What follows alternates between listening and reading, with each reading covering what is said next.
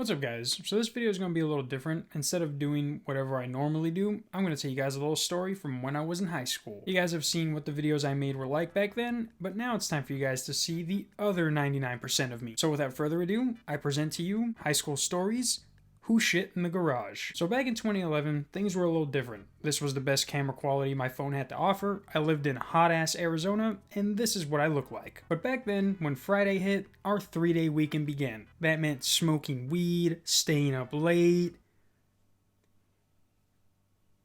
but that also meant staying overnight at the homie's house, and on this particular night, we chose Stefan's. Now Stefan, along with a few others, are the OGs. We met in high school, and the rest is history. And part of that history takes place in his grandparents' garage. You might recognize it from this video.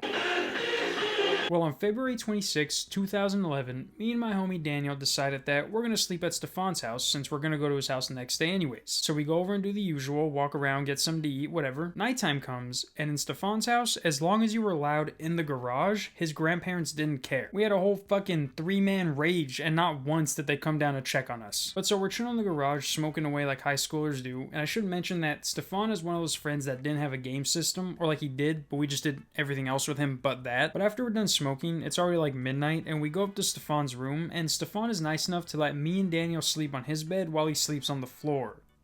That was the beginning of the end. So if you ever smoked weed, you know there's times where you'll find anything funny. You'll look at your homie dead in the eyes and start bursting out laughing for no reason. And this just so happened to be one of those times. And to make it worse, we were laughing at the fact that he was sleeping on the floor as if he didn't choose to do that. So me and Daniel were lying on his bed, dying of laughter, and after about 10 minutes, he says something along the lines of, "If you keep laughing, I'm gonna kick you out." To which I respond with, "If you kick us out, I'm gonna take a shit in your garage." And he knew Daniel had his mom's car. It wasn't like he was making us walk home. And even if he did, I lived like down the street. He was just tired of us laughing. And of course, after I said I was gonna take a shit, we found that hilarious and kept making jokes. And after about 20 more minutes, he got fed up and told us to leave. But we were such good homies that he trusted us to let ourselves out. And why wouldn't he? We've done it a million times before.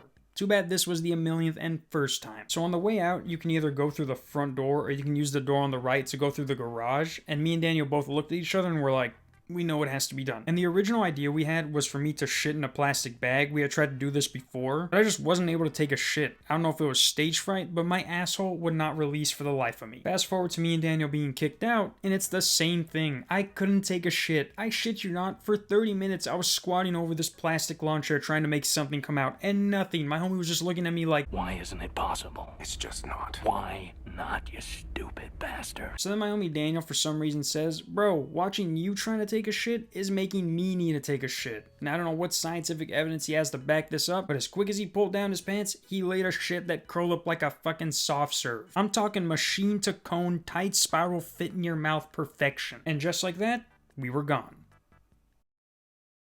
The next day comes, and I wake up to a bunch of voicemails saying that I'm fucked up and that his grandpa was the one who found it. He said he woke up and his grandpa was hosing off the chair in the garage. And the best part of it was, he didn't even think it was us. The grandpa thought it was someone who wasn't even there that night. But that morning, he had walked to my house and he told me that it was funny, and I told him what happened. And to this day, I know the caption says me and Daniel took a shit in Stefan's garage, but that was all Daniel took the shit. That wasn't me. Believe me, if I could have at the time, I would have. And what's even funnier is that before I even told him that it was Daniel, he knew that it was him because there was baby wipes next to the shit, and the only one of our friends to use baby wipes on his sensitive little asshole is Daniel. And don't worry, unlike those other storytime YouTubers who go to the moon but for some reason their $10,000 camera wasn't working, so you just gotta believe them. You see, unlike them, I like to post my accomplishments to Facebook so my friends and family can enjoy them also.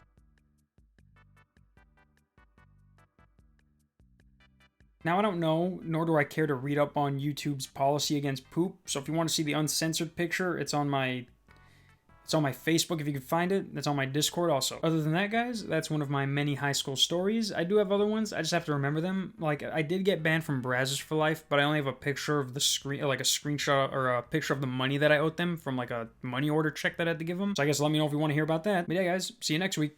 Peace.